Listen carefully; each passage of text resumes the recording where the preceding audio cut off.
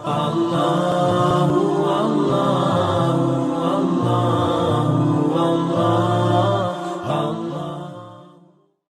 seiman, rahimani wa rahimakumullah.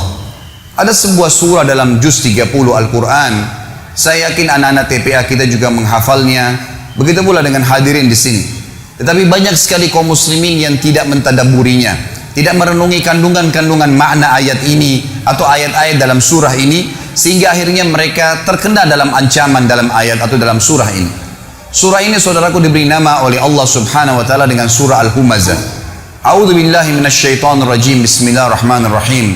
Wailun likulli humazatin lumazah alladzi jama'a malan wa 'addadah yahsabu anna malahu akhlada kalla la yunbadhanna fil hutamah wa ma adraka mal hutamah narullahil muqadatu allati tattali'u 'alal af'idah innaha 'alaihim mu'sadah fi 'amadin mumaddadah.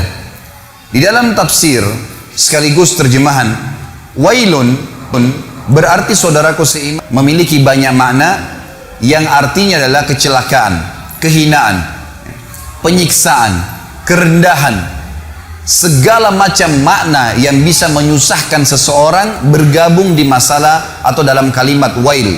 Seperti misalnya dalam ayat lain, wailun lil mutaffifin, kecelakaan, kehancuran, kebinasaan. Bahkan ulama tafsir mengatakan nama sebuah lembah di api neraka namanya wail. Allah mengatakan wailun li kulli. Kata-kata li ini berarti untuk, dan kullu berarti semuanya. Dan kalau bergabung antara li dengan kullu berarti tidak ada pengecualian. Allah mengatakan wailun li kulli, kecelakaan, kehancuran, kebinasaan, siksaan, lembah di api neraka untuk semua, tidak terkecuali. Siapakah yang Allah ancam saudaraku? Dua kelompok, humazatin lumazah. Humazah ini kata ulama tafsir maknanya adalah alladzi ya'ibun nasu biqaulihi, orang yang sibuk menceritakan aib orang lain dengan lisannya. Sibuk lisannya setiap hari bangun tidur sampai tidur lagi bagaimana menjatuhkan orang lain, menghina orang lain, mengeluarkan kata-kata yang mengundang murkahnya Allah dari kata-kata kemaksiatan. Tidak ada nasihat, tidak ada zikir, tidak ada baca Al-Quran. Padahal orang mukmin harus memikirkan semua yang keluar dari lisannya adalah sesuatu emas, bernilai, punya bobot, sehingga dicatat dalam buku amalnya. Dan dia menjauhi semua kata-kata yang justru berbahaya bagi dia, yang akan membuat orang lain membencinya karena kata-kata kasar, atau menghina, atau menjatuhkan. Bahkan Allah Subhanahu wa ta'ala akan murka padanya. Dan kita akan dengar dalam lanjutan ayat ini bagaimana Allah mengancam orang-orang yang menyalahgunakan lisannya. Saya akan paparkan panjang lebar hadis-hadis dan berhubungan dengan hukum-hukumnya setelah membacakan umumnya ayat ini. Allah Subhanahu wa ta'ala mengatakan lanjutannya lumazah. Beda antara humazah dan lumazah saudaraku hanya di awal hurufnya. Kalau humazah menggunakan ha, kalau lumazah menggunakan lam. Kalau tadi humazah alladzi ya'ibun nasu biqaulihi, orang yang sibuk menceritakan aib orang lain, menjatuhkan, menghina dengan lisannya. Maka lumazah adalah alladzi ya'ibun nasu bifi'lihi, orang yang sibuk mencontohkan aib orang lain dengan perilakunya. Temannya pincang dicontohkan jalannya, temannya cadel dicontohkan jalannya. Apa saja kekurangan dari fisik seseorang di depan matanya, maka dia jadikan sebagai bahan-bahan olokan. Sekali lagi Allah mengatakan wailun, kecelakaan, kehancuran, kebinasaan, lembah di api neraka untuk semua tidak terkecuali kelompok yang sibuk menceritakan orang lain dengan lisannya, menjatuhkan mereka, menghina mereka, atau mereka mencontohkan aib orang lain dengan perilakunya. Apa yang Allah Subhanahu wa ta'ala sebutkan tentang ciri mereka? Kata Allah Subhanahu wa ta'ala alladzi jama'a malan wa 'addadah. Yang paling banyak kena dua kelompok ini adalah orang-orang yang selalu secara letter-let maknanya mengumpulkan harta dan menghitung-hitungnya. Ini terjemahan letter-let, tapi makna tafsirnya adalah orang-orang yang mengejar prestasi-prestasi dunia yang mereka mengira bahwasanya prestasi itu akan terus kekal bersama mereka. Misal, seorang ketua yayasan terus merasa dirinya akan menjadi ketua yayasan. Setiap merasa ada saingan, maka dia akan berusaha menjatuhkan dengan lisan atau perilakunya. Setiap orang dicalonkan menjadi wakil rakyat, maka dia akan terus mencari aib lawannya tadi dengan cara terus menjatuhkan dia dengan lisan dan juga dengan perilakunya, dan seterusnya. Semua ini adalah hal-hal yang diancam oleh Allah Subhanahu wa ta'ala. Di dalam Islam saudaraku, kita sangat ditekankan untuk selalu bersyukur kepada Allah kalau seandainya ada sesuatu aib pada diri orang, muslim atau non muslim, untuk bersyukur kepada Allah karena tidak ada pada diri kita. Sebagaimana sabda Nabi SAW di dalam sebuah hadis yang sahih, beliau mengatakan terjemahannya, kalau kalian melihat aib pada diri seseorang yang tidak ada pada diri kalian, ucapkanlah alhamdulillahilladzi afani mimma ibtala bihi wa faddalani ala katsirin mimma khalaqa tafdhila. Segala puji bagi Allah yang telah menyelamatkan saya atas apa yang dicobakan kepada orang ini dan telah memberikan kepada saya kelebihan dengan kelebihan yang banyak.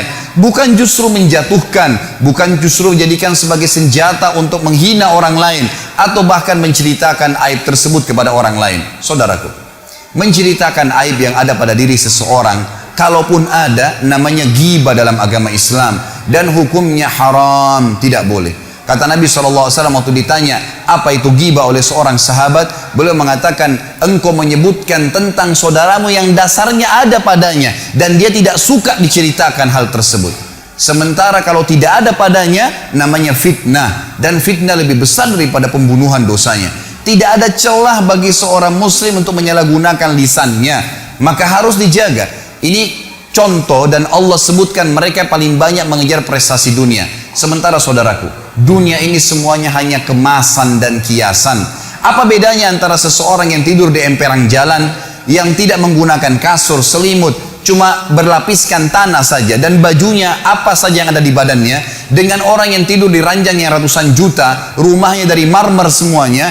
Apa kira-kira bedanya antara dua orang ini? Demi Allah, hanya kemasannya saudaraku, kemasan duniawi. Tujuannya sama saja, tidur. Apa bedanya antara orang yang makan di daun pisang dengan orang yang makan di piring emas? Kemasan dunianya yang berbeda, tujuannya makan sama. Jangan sampai kelebihan kemasan yang Allah berikan kepada kita karena kelebihan fisik, karena adanya kemasan kendaraan, kemasan yang diberikan oleh Allah Subhanahu wa taala, lalu akhirnya membuat kita melanggar pemberi nikmat itu, Allah Subhanahu wa taala, yang melarang kita justru menjatuhkan orang lain. Kata Nabi SAW, lawan daripada menjatuhkan orang adalah tawadu, merendah. Dalam hadis Bukhari kata Nabi SAW, man tawadha lillah rafa'ahullah. Justru siapa yang merendah kepada Allah itu karena Allah, Allah akan tinggikan derajatnya. Hasan Basri rahimahullah ditanya oleh beberapa ulama-ulama Basra pada saat itu, pada saat mereka mendefinisikan apa itu tawadu, apa itu merendah, supaya kita tidak jatuhkan orang lain. Maka mereka memberikan definisi beragam macam. Lalu Hasan Basri mengatakan, kalau menurut saya adalah, jangan pernah kau lihat siapapun orang muslim di depan matamu, kecuali kau pastikan dan katakan dalam dirimu, dia lebih baik daripada saya. Kalau dia lebih tua, katakan orang ini lebih dulu mengenal Islam dari saya, maka pasti lebih banyak pahalanya. Kalau dia lebih muda, katakanlah bahwasanya dia lebih muda dari saya sehingga dosanya lebih sedikit dan Allah lebih muliakan dia. Terus kita merendah di mata Allah Subhanahu wa taala, Allah akan tinggikan derajatnya orang seperti ini. Saudaraku, selanjutnya Allah mengatakan ancamannya datang. Waktu Allah mengatakan wailun likulli humazatin lumaza, kecelakaan, kehinaan, kebinasaan, lembah di api neraka untuk semua orang yang selalu menceritakan aib orang lain dan mencontohkan perilaku mereka, yang mereka ciri-cirinya selalu mengejar prestasi-prestasi dunia. Yahsabu annama lahu akhlada, ya. Allah Subhanahu wa taala mengatakan setelah itu mereka mengira prestasi dunianya akan mengekalkannya di dunia. Kalla, tidak mungkin. La yumbadzanna fil hutama, pasti mereka ini akan dilemparkan ke dalam hutama. Allah lanjutkan, wa ma adraka mal hutama, tahukah kalian kenapa harus kalian takut, khawatir jangan sampai masuk ke hutama itu? Narullahil muqada, apinya Allah yang muqada. Kata para ulama tafsir, muqada maknanya adalah mushtailah, yang berkobar-kobar. Teman-teman sekalian, renungi makna ini. Kalau seseorang di antara kita mengambil korek gas yang biasa dipakai bakar oleh teman-teman kita mungkin yang masih merokok, kalau dia bakar jarinya 10 detik saja, jari dibakar dengan api yang kecil sudah memar kalau 10 detik. Kalau 1 menit teman-teman sekalian sudah cukup untuk membuat matang tangan itu dan perlu operasi untuk diperbaikin. Bagaimana dengan api yang berkobar-kobar? Banyak orang tidak merenungi masalah ini, tidak memikirkan. Tetangga saya pernah mengalami kebakaran di kota Makassar pada saat itu beberapa tahun lalu. Saya coba ingin membantu saja, tiba-tiba ada api yang sangat besar menyambar di depan mata saya, dan saya membayangkan bagaimana kalau api itu subhanallah menyambar tubuh saya bisa hangus seketika pada saat itu. Tapi alhamdulillah Allah masih selamatkan. Tapi saya jadikan sebagai pelajaran, api yang berkobar teman-teman sekalian luar biasa. Kalau membakar maka akan menghanguskan tubuh seseorang. Allah mengatakan narullahil muqada, apinya Allah yang berkobar-kobar. Cukup sampai situ? Ternyata tidak. Allah masih sambung lagi. Allati, yang api itu tattali'u 'alal af'idah. Sifatnya api itu kalau dibakar kakinya penghuni neraka nanti yang humaza dan lumaza ini akan membakar sampai ke jantungnya. Orang Arab mengatakan dalam bahasa Arab, teman-teman sekalian, kalau dia melihat sesuatu, dia mengatakan ra'aitu, saya sudah melihatnya. Kalau sesuatu itu sangat dekat dan mudah dijangkau. Tetapi kalau orang Arab ingin melihat sebuah benda, misal di pinggir lautan, ada benda yang sangat jauh di seberang pulau sana, atau dia di atas gunung, dia ingin melihat sesuatu yang jauh, dan itu jarang dilihat orang-orang lain, kemudian berhasil matanya melihat, maka dia akan menggunakan kalimat ittala'tu, saya berhasil melihatnya, target yang sudah susah dilihat oleh orang lain. Makanya dalam baca buku pun dikatakan ittala'tu, saya berhasil melihat sesuatu informasi yang saya butuhkan. Allah menggunakan kosakata ini. Sifat neraka tadi, api yang berkobar-kobar hutama itu, kata Allah, allati, yang tattali'u, ittala'a, sampai pada target, alal af'idah, ke jantung manusia. Kata para ulama tafsir, kalau dibakar kakinya langsung ke jantungnya terbakar. Padahal kalau rasional kita datangkan manusia dan dibakar, teman-teman sekalian, yang terakhir terbakar jantungnya karena diselimuti oleh kulit, otot, tulang, dan seterusnya. Cukup sampai situ? Tidak lagi. Allah masih sebutkan agar orang betul-betul meninggalkan perbuatan buruk ini. Setelah dikatakan allati tattali'u 'alal af'idah, innaha, sesungguhnya api itu, alaihim mu'sadah, terhadap mereka melengket atau melekat. Mu'sadah bahasa lainnya adalah multasiqah, melekat. Kalau ada api, teman-teman sekalian, kita dilemparkan, disemprotkan api, lalu api itu tertarik kembali, kita rasakan panasnya tapi cuma sebentar. Tetapi kalau tubuh kita diberikan bensin, lalu disemprotkan api sehingga api itu melekat di tubuh kita, maka akan terus terasa panasnya. Per detiknya terasa panas. Maka Allah menggunakan kalimat ini. Api neraka hutama tadi itu bukan hanya berkobar-kobar, tapi pada saat disemprotkan ke tubuh seseorang nanti, naudzubillah, yang melanggar melakukan dua perbuatan ini, apinya akan melengket ke tubuhnya sampai terbakar, baru padam api tersebut. Diulangi lagi, begitu terus, tidak akan pernah habis sampai dosanya dibersihkan oleh Allah Subhanahu wa taala. Dan ingat, ancaman ini berlaku bagi seorang muslim yang dengan syahadatnya pun dia sudah bisa masuk surga sebenarnya, tapi akan dimasukkan ke neraka. Dan ini baru satu jenis siksaan karena bahaya lisan dan contoh perilaku. Belum bicara masalah dosa zina, belum bicara masalah dosa riba, belum bicara masalah dosa durhaka dengan orang tua, ditambahkan azab-azab kepada mereka. Sangat konyol kalau orang mengatakan tidak ada masalah, saya disiksa dulu di neraka, toh akhirnya saya akan masuk ke dalam surga. Ini perkataan syaitan yang akan menyesatkan setiap mukmin yang akhirnya menganggap remeh dosa. Subhanallah, Allah mengatakan sungguhnya api itu sampai ke dalam jantung manusia dan api itu melengket pada mereka. Inna alaihim mu'sadah. Tidak cukup sampai situ, teman-teman sekalian. Allah menutup surah ini dengan kalimat, kata ulama, yang luar biasa. Kalimat ini menandakan siksaan yang luar biasa, tidak bisa dibayangkan. Fi amadin mumaddadah, kata Allah, dan mereka akan diikat di tiang-tiang yang bergelantungan. Kata ulama tafsir, penutupan surah ini luar biasa kalau orang memahaminya. Rasionalnya begini, kalau masjid ini kita tutup semua, tidak ada lubangnya sedikit pun, lalu kemudian kita bakar dengan api, teman-teman sekalian, ada orang yang mau dibakar di sini, nggak diikat di tiang, dibiarkan dia berlari-lari sana sini, tapi penuh dengan api ruangan ini. Pasti dia akan mati terbakar, tapi ada jeda pada saat dia lari ke sana, dia lari ke sini, ada jeda, dia tidak rasakan panasnya api.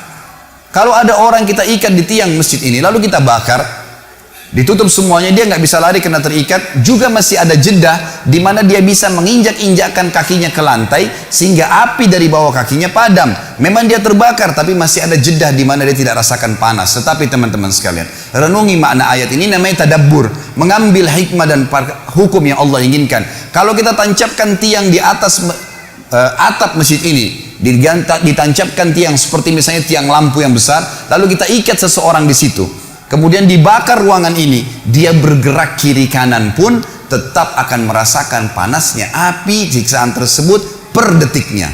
Dan ini kata ulama adalah makna yang luar biasa, mengandalkan sudah cukup seorang muslim meninggalkan dosa ini, saudara. Surah ini, teman-teman sekalian, mengajarkan kepada kita tentang bahayanya menyalahgunakan lisan. Dan dari sisi lain, lisan dalam agama kalau dipergunakan dengan kebaikan, maka akan baik. Anda kalau menggunakan lisan Anda dengan baik, walaupun fisik Anda punya kekurangan, orang akan suka dengan orang yang lisannya baik, santun kalau bertutur kata, yang keluar dari mulut seorang muslim cuma nasihat, tanya kabar, ilmu yang bermanfaat. Tidak ada sesuatu yang menjatuhkan orang lain, tidak ada sesuatu yang menyakiti orang lain atau menceritakan aib orang lain. Maka dia akan disuka oleh orang umumnya. Dan kalau ada seseorang yang lisannya tajam, walaupun tampannya orang paling tampan di dunia, paling kaya, tapi kalau lisannya tajam, suka menghina orang lain tidak suka dengan dia. Itu secara kehidupan manusia. Juga di sisi Tuhan kita Allah subhanahu wa ta'ala, Allah sangat murka dengan orang yang menyalahgunakan lisannya. Sampai kata Nabi SAW dalam hadis Bukhari, laisal mu'nu bitta'ani walal la'an. Bukan sifat orang mukmin yang suka la'an dan ta'an. Ini dua-duanya bahaya lisan. Suka melaknat, menyia-nyialkan orang, kamu sial, kamu gini, kamu buruk, selalu dihina, dikata-kata yang tidak baik, menjadikan. Dan juga ta'an, suka menghina-hina orang lain. Dua-duanya ini adalah sifat bukan orang mukmin, bukan orang mukmin. Jadi dijelaskan oleh Nabi SAW. Surah ini teman-teman sekalian mengajarkan kepada kita tentang harusnya seorang muslim menjaga lisannya. Mari kita renungi bersama-sama sabda-sabda Nabi SAW berhubungan dengan masalah ini. Yang pertama, saudara, dalam hadis Bukhari Muslim, Nabi SAW pernah lewat di pasar bersama dengan beberapa orang sahabat. Kemudian ditemukanlah ada bangkai kambing. Bangkai kambing ini tanduknya patah, matanya buta, kakinya patah, dan sudah jadi bangkai. 4 aib sekaligus. Tanduknya patah, matanya buta, kakinya patah, sudah jadi bangkai. Lalu Nabi SAW ingin menarik perhatian para sahabat. Dalam ilmu bahasa Arab namanya jadwul intibah. Menarik perhatian para sahabat karena beliau ingin sampaikan informasi yang penting setelah itu. Lalu beliau mengatakan, siapakah di antara kalian yang mau membeli bangkai kambing ini? Kata para sahabat, ya Rasulullah, jangankan dia sudah jadi bangkai, kalau dia hidup saja, kami tidak mau membelinya. Kalau ada kambing hidup, tanduknya patah, matanya buta, kakinya patah, hidup, nggak ada yang mau beli. Apalagi kalau sudah jadi bangkai. Nabi SAW ulangin lagi dengan metode yang berbeda, dengan metode yang sama tapi dengan bahasa yang berbeda. Kata Nabi SAW, siapa yang ingin saya berikan cuma-cuma? Lalu kata para sahabat, ya Rasulullah, sama saja. Kalau dia masih hidup saja, walaupun dikasih cuma-cuma, kalau tanduknya patah, matanya buta, kakinya patah, nggak ada yang mau terima. Kata Nabi SAW, ini pesan beliau. Ambil dan bawa pulang, jadikan sebagai kaidah hidup teman-teman sekalian. Mohon maaf, saya naik di mimbar sini dan teman-teman dai pun pada saat ceramah, bukan untuk seremoni, bukan meramaikan, bukan saya datang sini jauh-jauh dari Jakarta untuk berdongeng dengan Anda, untuk menceritakan atau menghibur Anda. Ini hukum Allah untuk diterapkan dalam kehidupan teman-teman sekalian. Kaidah hidup, ini bukan mainan, bukan sesuatu yang cuma didongengkan saja. Lalu kata Nabi SAW, seseorang di antara kalian, demi zat yang ubun-ubunku dalam genggamnya, maksudnya demi Allah, seseorang di antara kalian memakan bangkai ini jauh lebih ringan baginya dibandingkan azab yang dia terima hari kiamat nanti. Diterima karena dia menceritakan aib saudaranya muslim. Artinya nanti hari kiamat dia seperti memakan bangkai karena menceritakan aib seorang muslim. Hadis yang kedua, kata Nabi SAW di dalam hadis riwayat Bukhari, man dhamina li ma baina lihyai wa ma baina fakhidai dhamintu lahul jannah. Siapa yang bisa menjamin untukku di antara kalian apa yang berada di antara dua rahangnya, dua pipinya, lisannya, dan apa yang ada berada di antara dua pahanya, kemaluannya, aku akan menjamin baginya surga. Ini bahaya sekali. Salah guna lisan dengan kemaluan, selesai semuanya. Bahkan kata Nabi SAW, zina dimulai dengan lisan seseorang dan dibenarkan oleh kemaluannya. Dua benda di tubuh kita ini berbahaya sekali. Jangan sampai salah gunakan, kontrol. Ini harus penting. Juga dalam hadis yang lain, kata Nabi SAW, apakah dalam hadis Bukhari Muslim, apakah kalian tahu perbuatan apa yang paling banyak membawa orang masuk ke dalam surga? Nabi SAW lempar kepada para sahabat, ingin mendengar apa yang mereka ketahui. Lalu mereka mengatakan, Allah dan Rasulnya lebih tahu. Maka kata Nabi SAW, taqwallah wa husnal khuluq. Kalian patuh pada Allah, kerjakan yang diperintahkan, tinggalkan yang dilarang, dan kalian memiliki akhlak yang mulia, baik sama orang, tata kerama. Lalu Nabi SAW balik mengatakan, apakah kalian tahu perbuatan apa yang paling banyak membawa orang masuk dalam api neraka? Maka sahabat pun mengatakan, Allah dan Rasulnya lebih tahu. Kata Nabi SAW, al-fammu wal farj, mulut seseorang dan kemaluannya. Ini dua benda yang paling banyak membawa orang masuk ke dalam api neraka. Saudaraku, sibukkan lisan kita dengan kata-kata yang baik. Semuanya, para ulama kita, kalau mereka diam, maka mereka berzikir. Kalau mereka berbicara, yang dikeluarkan semuanya kata-kata emas. Rabi' ibn Haytham rahimahullah, seorang ulama tabi'in yang masyhur dengan ketakwaannya.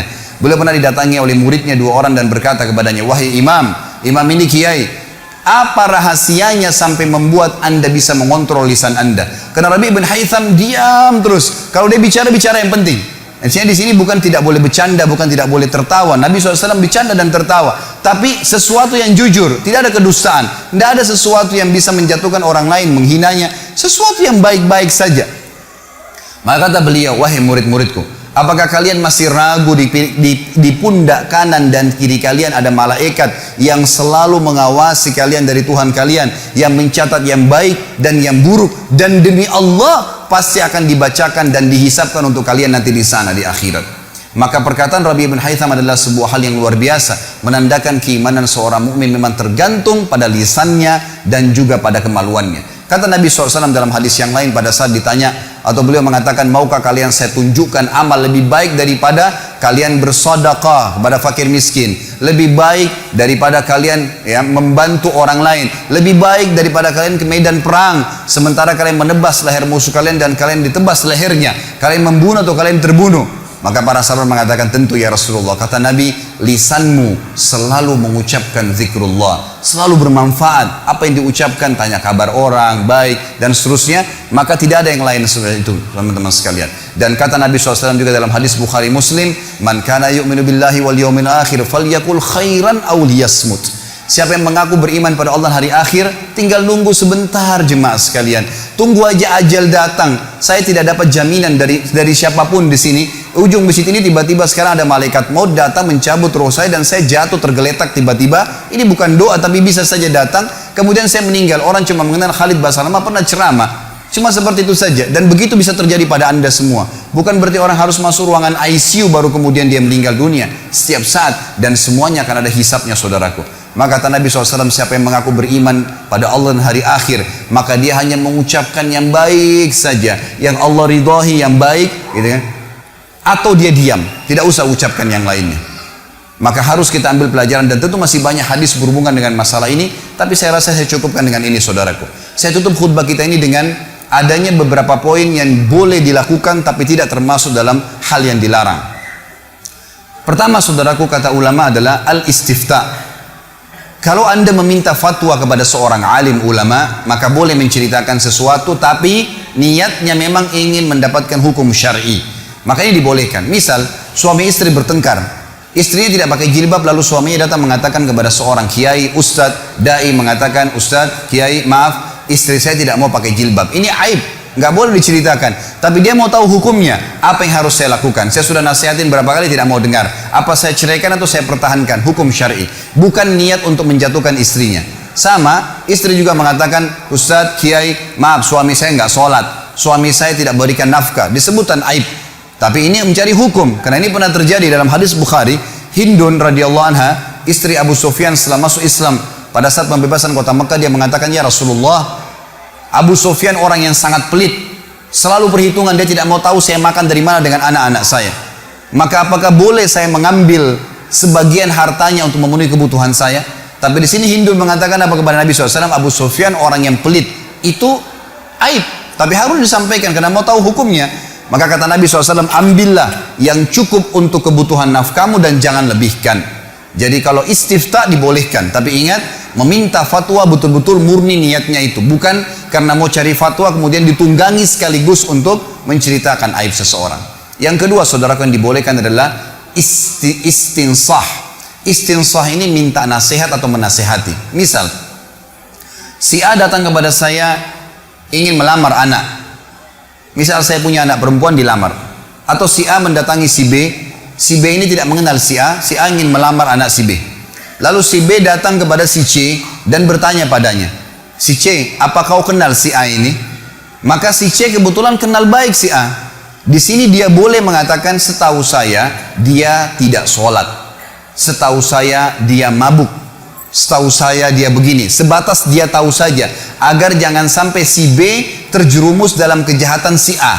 Atau sama orang ingin mengajak bisnis misalnya, bagaimana caranya si A datang kepada si B, tolong berikan saya modal, ini proposal saya. Tapi si B tidak mengenal dia. Dia datang kepada si C bertanya, bagaimana menurut kamu tentang si A?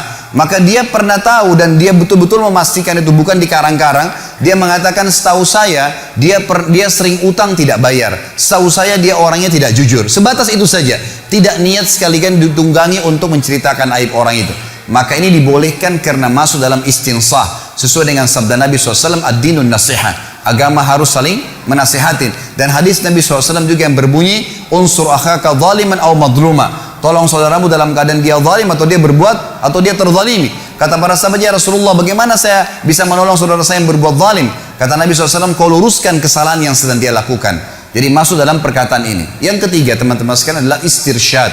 Istirsyad ini memberikan petunjuk. Beda tadi dengan nasihat, ini petunjuk. Contohnya begini supaya mudah difahami. Saya janjian dengan seseorang di Masjid Baitul Ma'mur. Pada saat saya janjian, saya belum pernah ketemu sebelumnya dengan orang tersebut. Lalu kemudian saya ceritakan saya pakai baju warna biru. Bapak teman saya itu mengatakan saya pakai baju warna putih. Baiklah, saya masuk ke masjid, kemudian saya telepon, ternyata HP-nya mati. Ini cuma contoh saja. Saya masuk masjid, saya cari mana ya Bapak Fulan nih. Kemudian saya tanya, ada satu orang marbot masjid, saya tanya mana si Bapak Fulan. Dia menunjuk, oh di saf pertama di sebelah kiri sana. Pada saat saya lihat di sana ternyata banyak teman-teman muslim yang pakai baju putih. Saya nggak tahu yang mana nih orangnya. Maka saya tanya lagi, yang mana orangnya? Kemudian dia harus menyebutkan tentang cirinya supaya saya bisa tahu. Maka dia mengatakan itu orang yang baju putih, yang badannya gemuk, yang kepalanya botak, misal, atau yang rambutnya panjang. Dia menyebutkan ciri khasnya supaya saya bisa tahu, dan tujuannya betul-betul istirsyad, memberikan petunjuk. Kalau tidak maka akan masalah.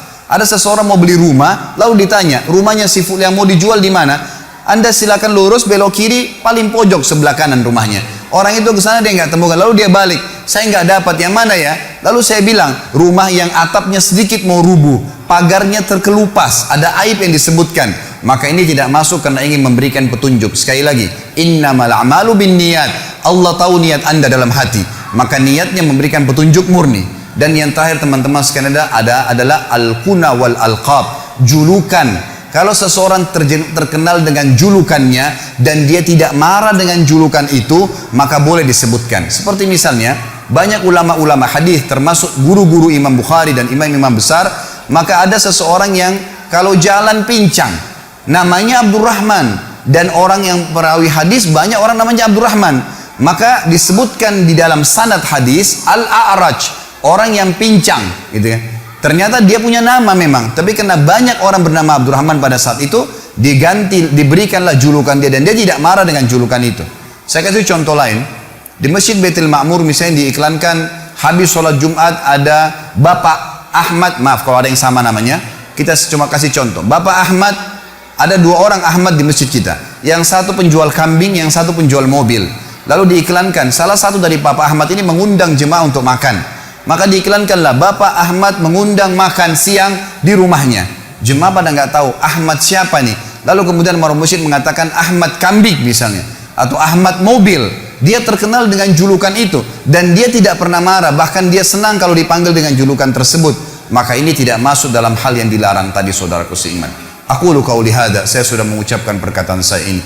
Wa astaghfirullah li wa lakum, dan saya beristighfar kepada Allah dan untuk jemaah sekalian kalau memang ada hal-hal yang salah. Fastaghfiruhu innahu wal ghafurur rahim. Beristighfarlah karena Allah Maha menerima taubat hamba-hambanya.